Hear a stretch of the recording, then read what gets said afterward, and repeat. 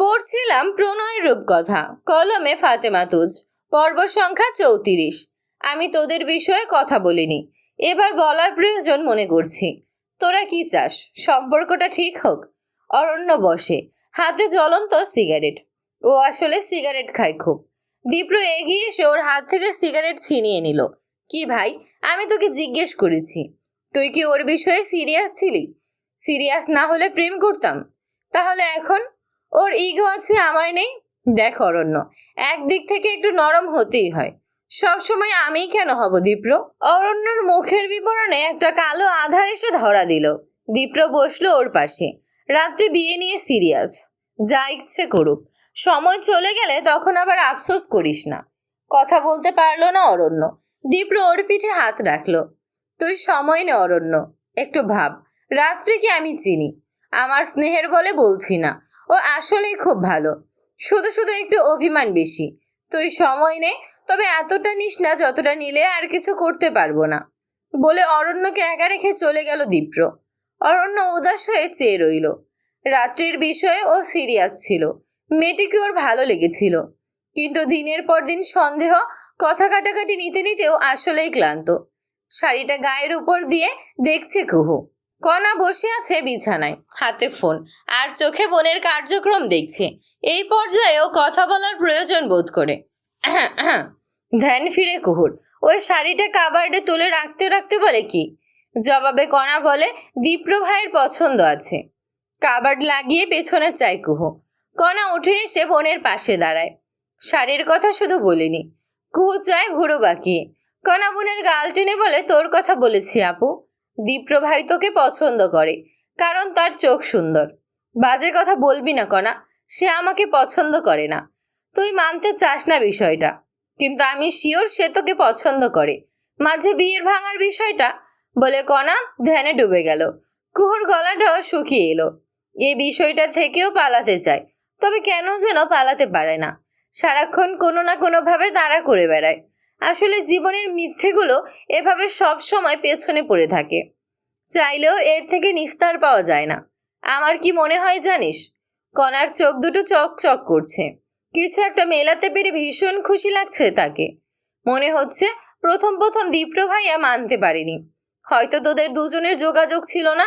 তারপর হুট করে একটা সিদ্ধান্ত, এসবের জন্য তখন অমন সিদ্ধান্ত নিল। এখন ঠিকই তোর প্রেমে পড়েছে। তুই চুপ কর তো। উফ, তুই বোঝ আপু, আমি চাচ্ছি আয়না অপর আগে দীপ্র ভাই তোর হয়ে যাক। আমি এসবে নেই কণা, তোকে আসতেই হবে আপু, আসতেই হবে। একটা কথা বলে, আবার কি? তুই না চাইলেও দীপ্র ভাই হয়তো তোকে চেয়ে নেবে। কুহু আটকায়, তাকায় ছোট দুটো চোখে।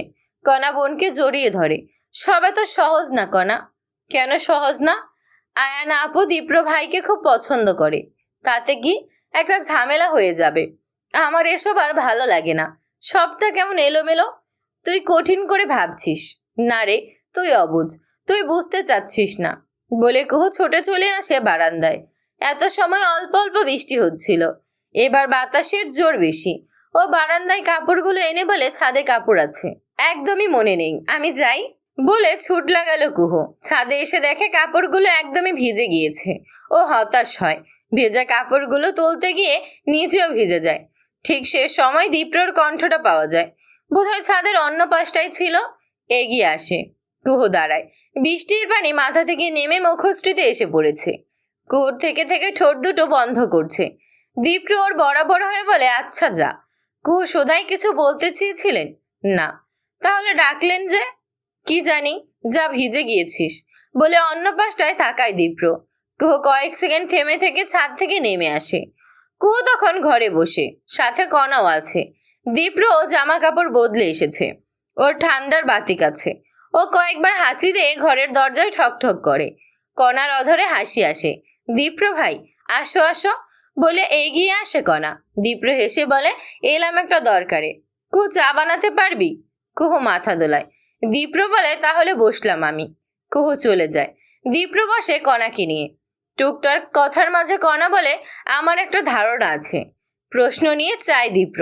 কণা বলে মনে হচ্ছে আমার দুলাভাই তুমিই হবে। হলে খুশি হবি নাকি? খুব খুশি হব। ওর এই খুশির মাঝে ঝামেলা পাকাতে আগমন হলো আয়ানার। ও একগাল হেসে বলে, তোমাদের বিরক্ত করলাম না তো? জবাব দিল দীপ্র, না, বস এখানে। বসলো আয়ানা। দীপ্রর যতটা কাছাকাছি বসা যায় ঠিক ততটাই ঘেঁষে বসলো। কণা ঠোঁট কামড়ে তাকানো। ও এসব নিতে পারে না। আয়ানার দোষ সব কিছুতেই পায়ও। তুই কি বিরক্ত হলি কণা? না, বিরক্ত হলে তো আসতেই মানা করতাম। কণা এমনই, মুখের উপর এমনভাবে বলে দীপ্র ওদের দ্বন্দ্ব বুঝতে পারলো। তাই শাসনের সুরে বলল, আমি কি বলেছিলাম সবাই মিলেমিশে চলবি? সেগুলো মনে নেই? সরি, আমারই ভুল। কণা তো ছোট বলে কথা মেটানোর চেষ্টা করে আয়ানা। কণা এতে গলে না, ও বরং ঠোঁট কামড়েই রাখে। এই অসহ্যকে নিয়ে ওর কিছু বলার রুচিও নেই। আমি এলাম তোমায় দেখে। কুহু বোধহয় চা বানাতে গেল, তাই না? হ্যাঁ, আমিই বলেছি। ও, আমাকে বললেও পারতে। কুহু তো কত কিছু করে। আমি ফ্রি ছিলাম। দীপ্র একটু বিব্রত বোধ করলো, তবে কথা কাটিয়ে বলল, অন্য এক সময় তোকে বলবো। ওদের কথার মাঝে চা হাতে ফিরে কুহু আয়ানাকে দেখে বলে, ও আয়ানা আপু, আমি তো 3 কাপ চা বানালাম। সমস্যা নেই, আমি খাবো না। নিজে ভাগ দেবে না বলে আগে ভাগেই চা নিয়ে এটো করে ফেললো কণা। কুহু বলল, আচ্ছা তুমি নাও, আমি পরে খাবো। বলছিস যখন নেই তবে, বলে 1 কাপ চা তুলে নেয় আয়ানা। কুহু এবার অন্য কাপটি দীপ্রর দিকে বাড়িয়ে ধরে। দীপ্র বলে, আরেকটা কাপ নিয়ে আয়। কেন? নিয়ে আয়। কুহু চট করে আরেকটি কাপ নিয়ে আসে। দীপ্র 1 কাপ চা 2 ভাগে ভাগ করে নেয়। একটি কুহুকে দিয়ে বলে, বস। পুরো বিষয়টা দেখলো আয়ানা। ওর খারাপ লাগলো। ও চা কাপটি তুলে নিয়ে বলল, আমি যাই, আমার কাজ আছে। এরপর 1 সেকেন্ডও থাকলো না, ও চলে গেল। সেদিকে চেয়ে কুহুর মনটা উদাস হলো। ও চাইলো কণার দিকে। কণাকে ভীষণ খুশি দেখাচ্ছে। এদিকে দীপ্র নির্বিকার। ও নীরবে নিভৃতে আয়ানাকে কিছু একটা বুঝিয়ে দিয়েছে, বুঝিয়েছে কুহুকেও।